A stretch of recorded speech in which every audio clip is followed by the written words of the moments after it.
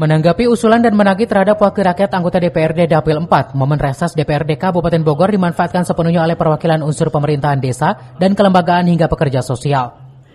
Usulan yang ditagih terhadap wakil rakyat tersebut di bidang pendidikan dan kesehatan, pembangunan gedung Puskesmas Purwasari yang selama ini numpang di kantor Desa Purwasari. Selanjutnya pembangunan gedung Sekolah Menengah Pertama Negeri 3 sebagai solusi dalam pemerataan warga Dramaga sekolah di negeri.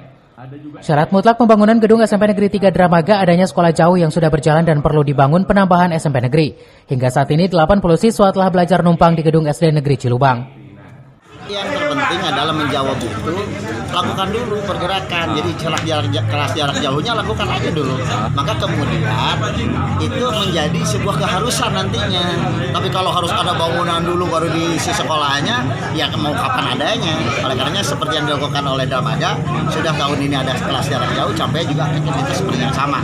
Baru kita kalau sudah ada satu kelas, dua kelas tahun pertama, kedua, baru kita dorong. Dengan adanya kelas jarak jauh itu kan akan menampung kan, itu nanti. Iya, itu kan masih lama prosesnya Pak. Sekarang tahun ini harus ada. Tahun ini sebelum lulusan. Iya.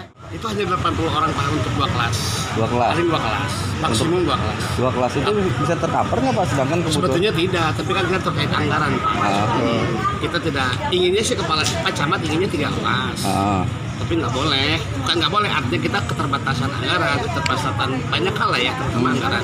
Karena kita anggaran dari Juli ke Desember kita nggak punya anggaran Pak. Dan sistem zonasi masih tetap? Masih insya Allah, tapi saya belum pasti ya seperti apa sistem PDB seperti sekarang karena kita belum rapat. Pemka Bogor melalui Dinas Pendidikan akan merealisasikan pembangunan dan penambahan SMP Negeri di Dramaga dan Ciampea. Jika persyaratan tersebut telah dilaksanakan termasuk ketersediaan lahan untuk sekolah dan tenaga pendidik dari SMP Negeri 1 dan 2 Dramaga yang telah ditugaskan.